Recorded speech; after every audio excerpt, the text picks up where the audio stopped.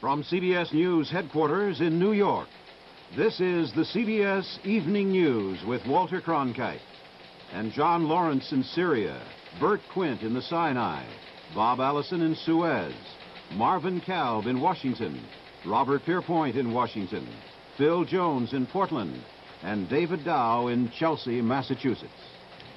Good evening. The United States has come to the aid of Israel. It is official now. The United States is sending Israel planes, tanks, and other armaments needed to continue the Middle East war. And from Tel Aviv, our CBS News Bureau reports that big U.S. Air Force C-5A transports already can be seen and heard arriving there. The confirmation came today from the State Department, as Marvin Kalb reports. The United States has now begun to resupply Israeli plane and tank losses. The president gave his final clearance late Saturday. The new equipment began being flown in yesterday. Spokesman Robert McCluskey explained this controversial decision, sure to inflame anti-American sentiment among some oil-producing Arab states, by pointing to the Soviet airlift of new military supplies to Syria and Egypt, an airlift he now describes as massive. Since last Wednesday, he said, there have been more than 280 Russian flights into both Arab countries, carrying 4,000 tons of fresh military hardware. Officials say Israeli plane losses have been very high. 96 Israeli planes reportedly shot down, among them 50 Skyhawks and 25 Phantoms. These officials also say Egypt has lost 104 planes, Syria 147 planes, and Iraq 18. President Nixon today seemed to raise, very indirectly, the possibility of American armed intervention in the Middle East. He said that America wanted peace, but the U.S. policy was to assure the independence of all nations in the Middle East, just as it was, he pointed out, in 1958, when U.S. troops were dispatched to Lebanon. And the Soviet Union today expressed its determination to assist the Arabs in any way.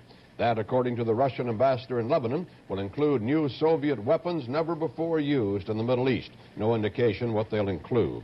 In Norfolk, Virginia, WTAR-TV reports that an Israeli cargo ship, the Abendat, is being loaded with A-4 Skyhawk jets, tanks, and 250 and 500-pound bombs. And in Washington, Deputy Secretary of Defense William Clements met with civilian airline executives to consider an expanded U.S. airlift to Israel.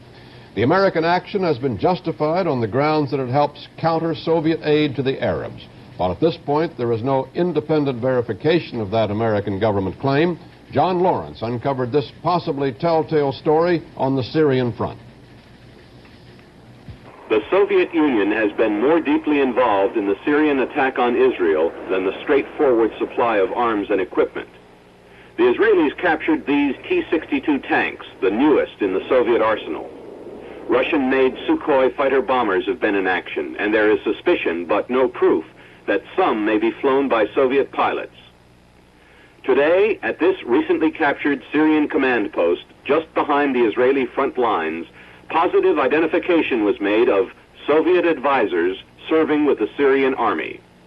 The camp was overrun during the Israeli counteroffensive and deep penetration down the road to Damascus. And in one of the rooms of this military compound, the operational and living quarters of 2 Russian advisors was discovered. Only in this room, among all the others, was there a picture of Lenin. Communist posters and pictures portraying the revolutionary fighting spirit were hung on the walls. There were military operation maps and plans, and a newspaper in Russian dated just 2 weeks ago. If there was any question of Soviet involvement, at least in an advisory capacity in the Syrian offensive, the evidence here seems to confirm it. John Lawrence, CBS News, with the Israeli army advancing into Syria.